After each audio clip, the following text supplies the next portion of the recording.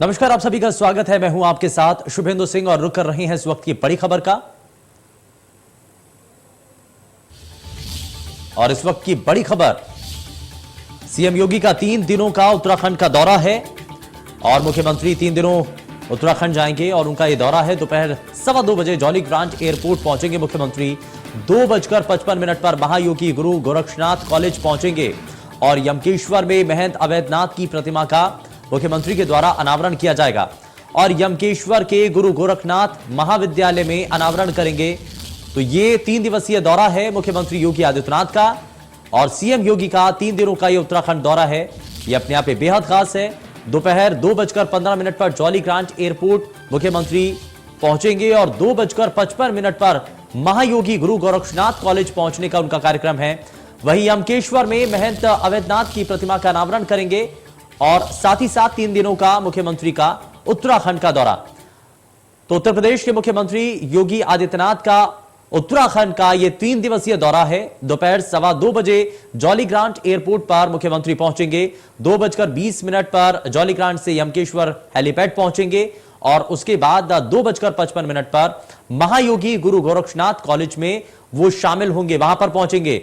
और इसी तरीके से 4 मई को सीएम योगी अपने पैतृक गांव आप जाएंगे। ये भी उनका शेड्यूल तय होता हुआ नजर आ रहा है।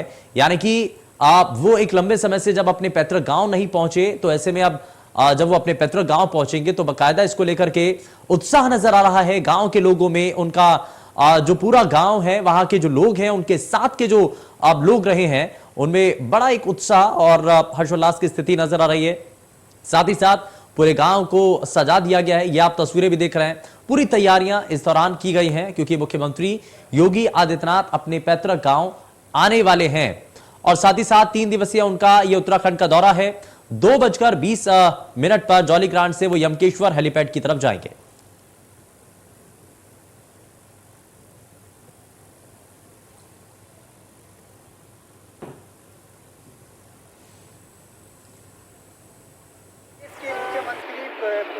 जब यहाँ पहुँचेंगे तो इसी तरह से देखिए योगी से लेके तमाम देखे आप देख रहे होंगे स्पॉट्स पे कि किस तरह से काफिला जो चल रहा है, इसी तरह योगी का जो काफिला चलेगा, इसी तरह से यहाँ पे काफिला चलेगा। और साथ ही साथ मैं आपको बता दूँ एसपी कमांडो तमाम आप देख सकते हैं तस्वीरों में किस तरह से जो गाड़ियाँ इस तरह से उत्तर प्रदेश के मुख्यमंत्री और तमाम सभी मंत्री यहाँ पे पहुँचेंगे। और साथ ही साथ आपको देख लिया होगा कि कितने का काफिला ट्रायल लिया जा रहा है कि किस तरह से कहीं पर रोड पे कोई दिक्कत तो नहीं है या जिस तरह कोई दिक्कत हो तो उसे तुरंत स्वीकार किया जा सकता है। इंडिया न्यूज़ के लिए पंचूर गांव से भगवान सिंह की रिपोर्ट।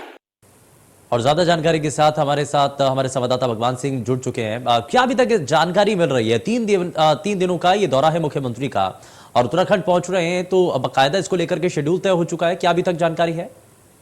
बिल्कुल, मैं अभी जिस समय मैं जहाँ पे मौजूद हूँ, मैं कैमरामैन को कहूँगा कि यहाँ पे जिस समय एक आप देखेंगे तस्वीरों में ताम जिस गोरखनाथ मंदिर जो कॉलेज है इसका यहाँ पे उद्घाटन करेंगे इसका और उद्घाटन मेरे साथ इस समय मौजूद है यहाँ पे गौ सेवक के अध्यक्ष राजेंद्र अर्धवाल, गौ सेवक के जो प्रदेश अध्यक्ष अध्यक्ष जी, किस तरह से तैयारियां चल रही है? उत्तर प्रदेश के मुख्यमंत्री आ रहे हैं और आपके उनके बड़े करीबी माने जाते थे क्योंकि इसी तरह यहाँ पे एक मैं बहुत गौरवान्वित हो रहा हूँ कि हमारे जिले की विभूतियाँ पूरे देश में इस समय नेतृत्व कर रही हैं। ऐसे ही उत्तर प्रदेश देश का सबसे बड़ा प्रदेश है और उसमें योगी आदित्यनाथ जी की बहुत ही सुंदर सरकार चल रही है और आज वो दूसरा टर्न उनको मिला है और उसके बाद पहली बार यहाँ अपने गांव में आ रहे हैं जहाँ जन्मभूमि है और जन्मभूमि के लोगों को अपार हर्ष हो रहा है कि हमारे बीच में हमारा एक बेटा, एक भाई, एक बंधु जो मुख्यमंत्री के रूप में यहाँ विराजमान हो रहे हैं। हम उनका स्वागत करते हैं और ये जो तैयारियां हैं उनके गुरुजी की जो मूर्ति का अनावरण होना है उसके लिए पूरे तैयारी हो चुकी है और पूरा जनमानस इस क्षेत्र का बहुत खुशी से झूम रहा है और निश्चित रूप से उनके आने से यहाँ विकास में भी और चार चांद लगेंगे। कौन से नेता यहाँ पे आने वाले हैं? अभी हमारे मुख्यमंत्री जी और कई मंत्री, विधायक और पार्टी के लोग यहाँ आने वाले तो जी आप घोष विभाग के अध्यक्ष हैं, आयु के अध्यक्ष हैं, किस तरह से आप देखते हैं कुछ मान जाते हैं उनके यूपी के कटर इसमें माने जाते हैं। भारत वर्ष में गौ माता को माता का दर्जा प्राप्त है और योगी जी ने गाय माता के लिए भी उत्तर प्रदेश में बहुत अच्छा काम किया और मैं चाहूंगा कि उनका सहयोग यहाँ भी मिले। जो सीमांत क्षेत्र पर जो है वो हमको भी यहाँ का लाभ मिलेगा, ऐसी परिकल्पना है। और योगी जी चुनावी रहे, माँ ज्वालपा देवी का भी मैं प्यारी हूँ, तो मैं भगवती से भी प्रार्थना करता हूँ कि उनका जो दूसरा कार्यकाल है और प्रभावी हो और देश को एक दिशा देने वाला। चाहते हैं कि देश के बड़ी सीढ़ी जैसे उनकी बहन से मेरी बात हुई थी पिछली महीने दबाया था इंजन में, उनसे कहा था कि हम बड़ी सीढ़ी पे देखना चाहते हैं। ऐसी कौन सी बड़ी सीढ़ी है जो उन पर देखना चाहते हैं? देखिए ये तो प्रक्रिया है, लेकिन अभी जिस सीढ़ी पे है वो बहुत बड़ी सीढ़ी है। उत्तर प्रदेश देश का कई देशों से बड़ा प्रदेश है, इसलिए ये बहुत बड़ी सीढ़ी है, बहुत बड़ा पद है और बहुत बड़ी जिम्मेदारी। उन्होंने 5 साल बखूबी निभाई है, आगे 5 साल भी और निभाएंगे और मोदी जी के नेतृत्व में देश तरक्की कर रहा है। योगी मोदी का जब साथ होगा तो पूरा देश विशाल और मजबूत होगा। धन्यवाद तो ये कि मिसाल राजनीतिक तौर पर कि यहाँ पे किस तरह से व्यवस्था यहाँ पे की जा रही है। मैं कैमरामैन को कहूँगा कि आप देख रहे होंगे तस्वीरों में साथ इसी गेट से योगी आदित्यनाथ आएंगे अपनी नीति का यहाँ पे पुलिस प्रशासन की बात करें, तमाम सभी यहाँ पे तैयारियां सभी चीजों पे है और स्टेज पे तमाम पे सभी पे यहाँ पे निगरानी रखी जा रही है और क्या इस तरह पे है। यहाँ से आप देख सकते हैं कि तमाम यहाँ पे लोग जो आ रहे हैं और क्या यहाँ पे व्यवस्था है और क्या यहाँ पे व्यवस्था चल रही है यहाँ पे किस तरीके में किस चीज के बैठी आप किस चीज के लिए यहाँ पे कर सकते हैं? तो कहीं ना कहीं आप यहाँ पे तमाम अधिकारी भी है, तमाम सभी लोग। चलिए, तो ये आप लगातार तस्वीरें देख रहे हैं, वहां पर मौजूद जो लोग हैं उनके साथ हमारे संवाददाता ने बातचीत भी की है। बहुत शुक्रिया भगवान सिंह, आपने जानकारी दी और आपने बातचीत की है। लेकिन महायोगी गुरु गोरक्षनाथ कॉलेज में 2:55 पर पहुंचने का कार्यक्रम है। इस दौरान मुख्यमंत्री योगी आदित्यनाथ अपने पैतृक गांव में पहुंचेंगे और साथ ही साथ इस दौरान अपने परिवार के लोगों के साथ वो मिलेंगे। एक लंबा समय बीत चुका है जब अपने गांव नहीं पहुंचे थे, अपने पैतृक घर पे वो नहीं पहुंच पाए थे, लेकिन अब जो है एक बार फिर से जब मौका मिला है तो वो इस दौरान अपने पैतृक गांव में पहुंचे हैं।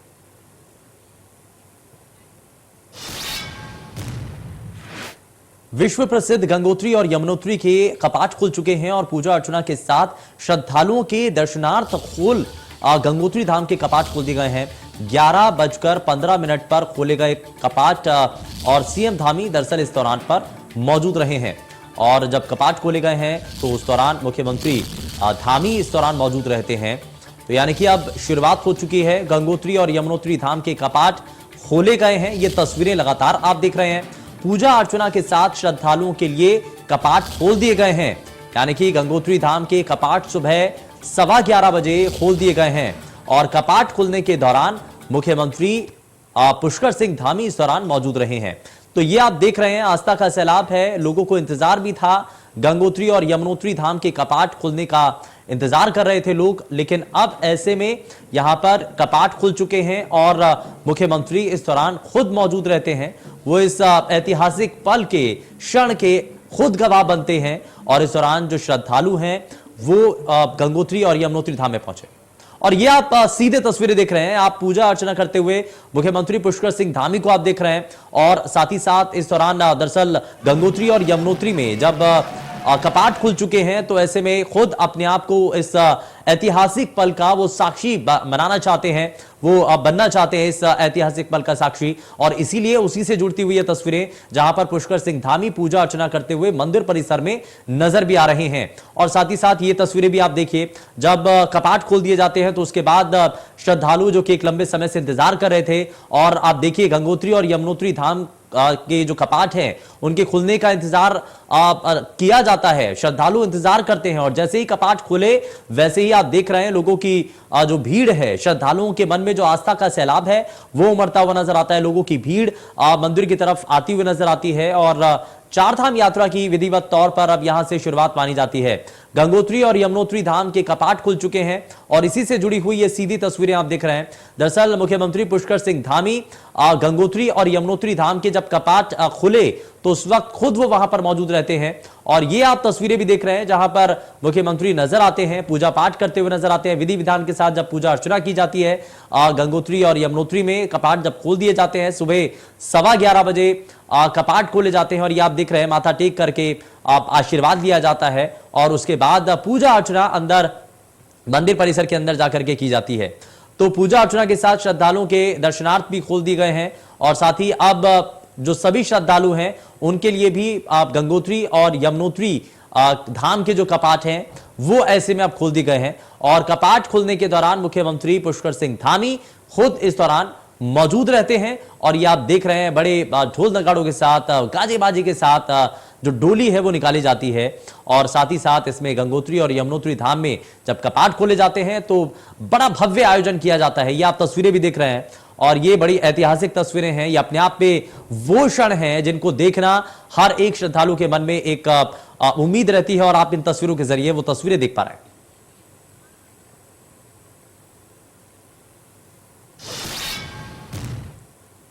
कोरोना काल के 2 साल बाद ईद उल फितर की नमाज ईदगाहों में अदा की गई, लेकिन मंगलौर में ऐसा नहीं हो पाया। यहां इस बार भी नमाजियों को ईद की नमाज ईदगाह में नहीं बल्कि कस्बे के इंटर कॉलेज में अदा करनी पड़ी। लोगों ने सौहार्दपूर्ण माहौल का परिचय देते हुए शांतिपूर्वक नमाज अदा की और अपने अपने घरों को लौट गए।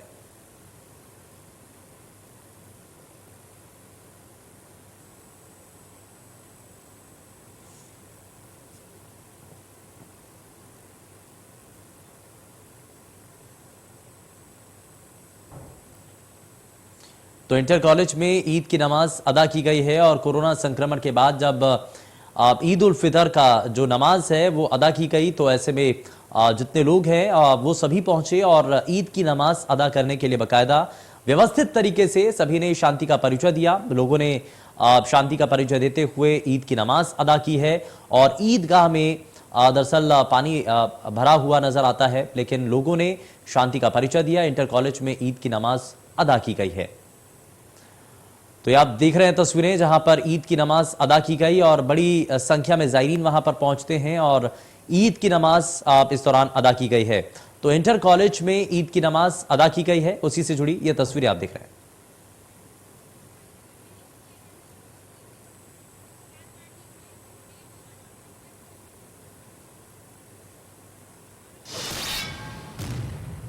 देश भर में ईद के त्योहार की धूम है। लक्सर और देहात क्षेत्रों में भी ईद का जो त्योहार है वो बड़े धूमधाम के साथ मनाया जा रहा है और पुरानी जो परंपराएं हैं हर्षोल्लास के साथ ये त्योहार मनाया गया। इस मौके पर मुस्लिम समुदाय के लोगों द्वारा ईदगाहों मस्जिदों में ईद की नमाज अदा की गई है।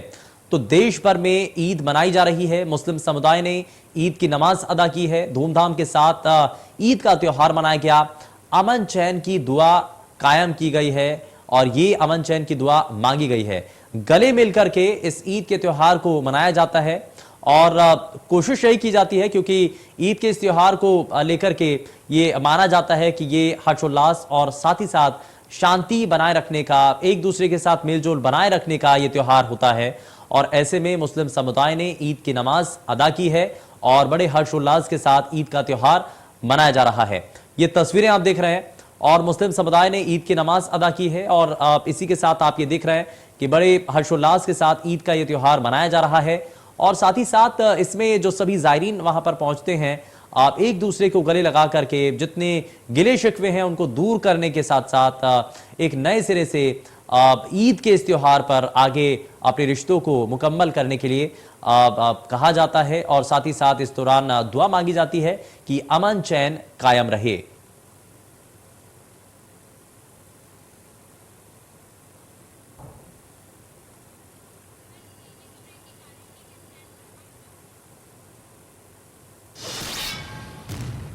और इस बीच रुक कर रहे हैं बड़ी खबर का और इस वक्त की बड़ी खबर देहरादून से खबर है जहां वन संरक्षक गिरजा शंकर को नई जिम्मेदारी मिली है। देहरादून से बड़ी जानकारी जहां पर बड़ी जिम्मेदारी दी गई है वन संरक्षक गिरजा शंकर को और ये इस दौरान वन संरक्षक को बड़ी जिम्मेदारी दी गई है। गिरिजा शंकर पांडे को अतिरिक्त प्रभार मिला है और अपर प्रमुख वन संरक्षक हैं गिरिजा शंकर पांडे, जिनको ये बड़ी जिम्मेदारी मिली है। शासन की तरफ से ये आदेश जारी किए गए हैं। सचिव विजय कुमार ने ये आदेश जारी किए हैं। तो बड़ी जिम्मेदारी इस दौरान दी गई है और गिरिजा शंकर पांडे को ये बड़ी जिम्मेदारी सौंपी गई। वन संरक्षक हैं जिनको ये नई जिम्मेदारी मिली है। गिरिजा शंकर पांडे जिनको अतिरिक्त प्रभार भी मिला है और अपर प्रमुख वन संरक्षक गिरिजा शंकर पांडे, शासन की तरफ से आदेश जारी कर दिए गए हैं और ये नई जिम्मेदारी उनको दी गई है। सचिव विजय कुमार ने ये आदेश जारी किए हैं। तो देहरादून से ये बड़ी जानकारी, जहां वन संरक्षक गिरिजा शंकर को नई जिम्मेदारी मिली है और गिरिजा शंकर पांडे को अतिरिक्त प्रभार भी मिला है। वहीं अपर प्रमुख वन संरक्षक हैं गिरिजा शंकर पांडे, जिनको अतिरिक्त प्रभार सौंपा गया, नई जिम्मेदारी दी गई है। शासन की तरफ से ये आदेश जारी किए गए हैं।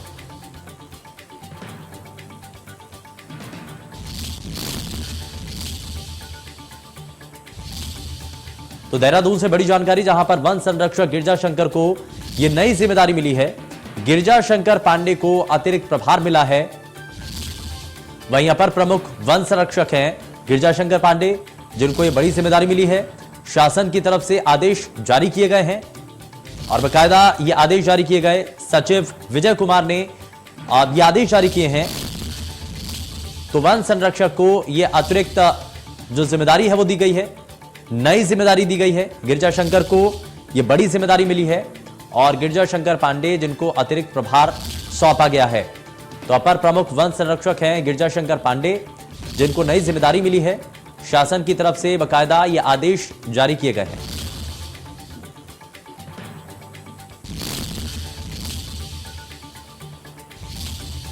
और इस बीच एक और बड़ी जानकारी, केंद्रीय वाणिज्य पीयूष गोयल मसूरी पहुंचे हैं।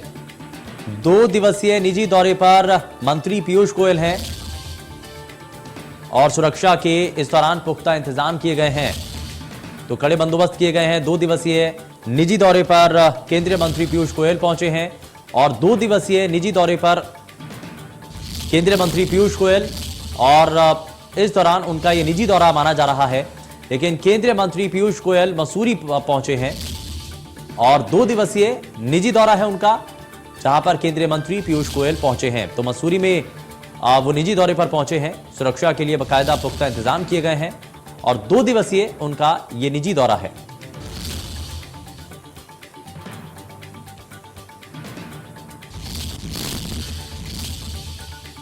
तो 2 दिवसीय निजी दौरे पर केंद्रीय मंत्री पीयूष गोयल पहुंचे हैं और मसूरी उनके पहुंचने का ये कार्यक्रम है।